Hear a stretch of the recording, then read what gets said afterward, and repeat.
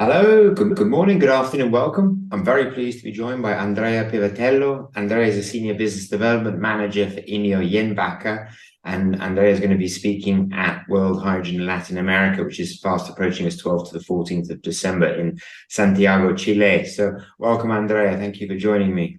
Thank you, Nadim. Thanks.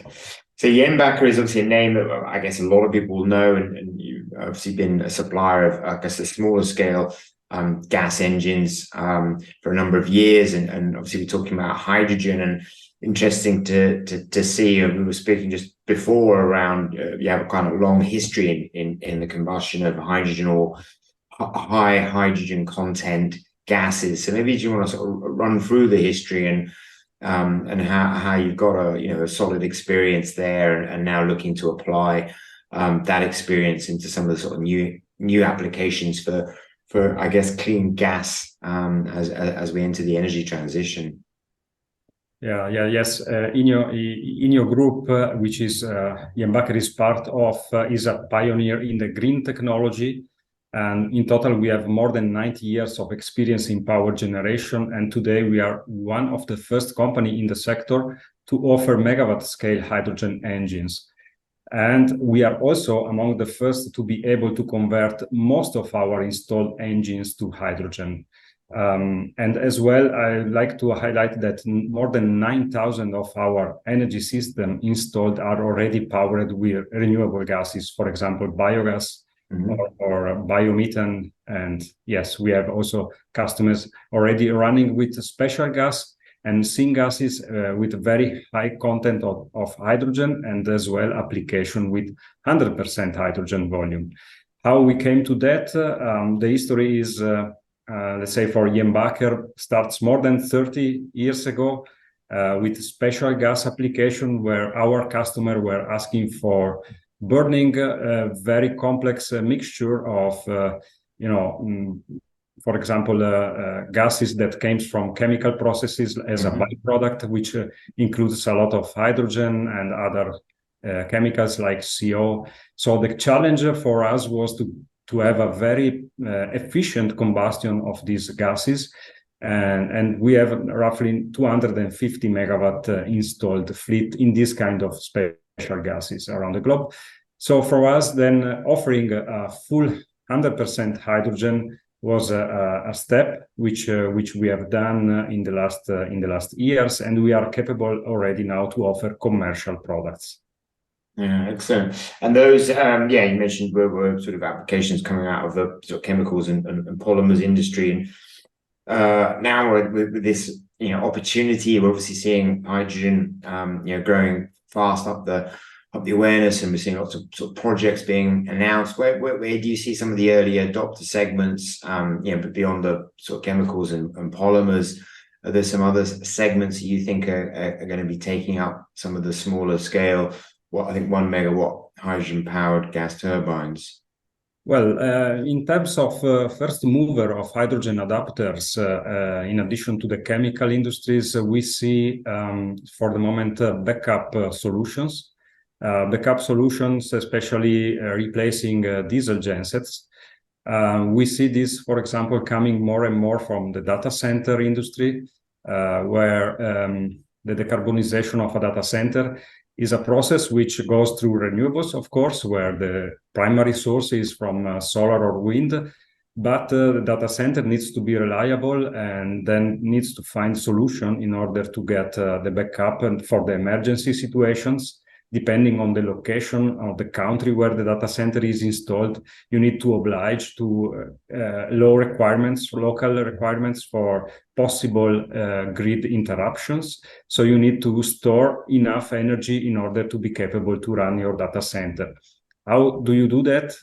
Hydrogen is a very clever solution because, for example, you don't need a lot of storage of energy in these transitions, and then you can afford the cost to have local storage of hydrogen and then use our Jenbacher hydrogen engines to produce electricity during the backup. But in addition, the flexibility is given as well through the possibility to include natural gas in the mixture if you don't have enough hydrogen, for example. because the engine is capable to switch and run smoothly from 100% hydrogen to 100% natural gas. Yeah. And the gas, I mean, are the engines also able to produce some cogen benefits in terms of heat or indeed cooling? Right. When we speak about cogeneration, we can do as well cogeneration with hydrogen.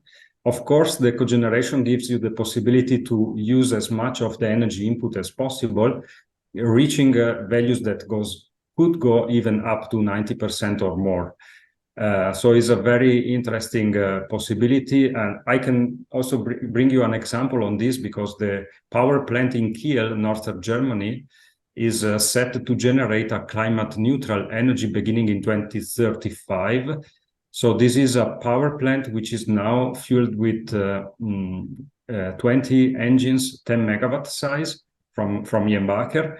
And those engines will be converted to 100% hydrogen in order to be, let's say, completely climate neutral.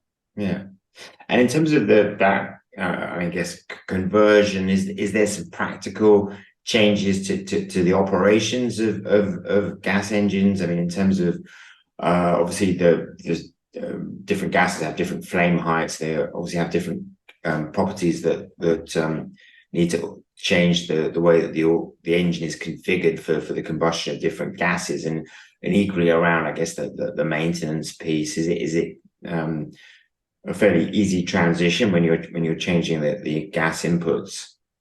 Yeah, indeed. The smoothness of the, let's say, conversion of a natural gas engine to a hydrogen engine, we have developed a very quick solution, and we have demonstrated it already 3 years ago in Germany, in Hamburg, in a power plant which was a district heating power plant, which was 1 megawatt size. And it was converted to run, let's say, in hydrogen mode or natural gas mode on site. And this was really included. Okay, of course, it has been revised, all the engine room and training for the people working on the area to be able to know about the safety of hydrogen was some additional sensors for hydrogen potential leakage in the room.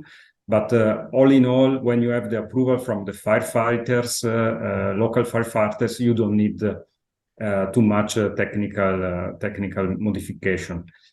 So the most challenging thing is to bring the hydrogen to the to the engine. So this is the most challenging at the moment, to have enough hydrogen to fuel such power gen. In terms of maintenance, as you asked about maintenance. It doesn't change the concept from the natural gas, because the gas engines is basically the same, and we have already more than 4,000 operators around the world that are able to do maintenance on our engines, and the same will be for the hydrogen engines. Not forget that OPEX is a very important evaluation metric for a potential user of hydrogen solution, because you need to have reliable and affordable, and as well the availability must be as high as in a natural gas situation. Yeah. So yeah, there's pretty much not many issues at all. In fact, around using hydrogen in a combustion sense for certainly your portfolio or fleet of gas engines. So many thanks for giving us an overview. As I said, you're going to be down in Santiago, Chile, come 12th to the 14th of December at the World Hydrogen Latin America event. So we look forward to catching up and hearing more about Jenbacher, and indeed seeing more of your engines get deployed as we begin to build up, the clean gas industry. Perfect. I also look forward to meet you and to find potential users or potential partner for Latin America, which we see really a step ahead in the policies implementation for managing the energy transition. Yeah, indeed. Yeah. Grazie mille. Ciao. Grazie, ciao Nadim. Ciao.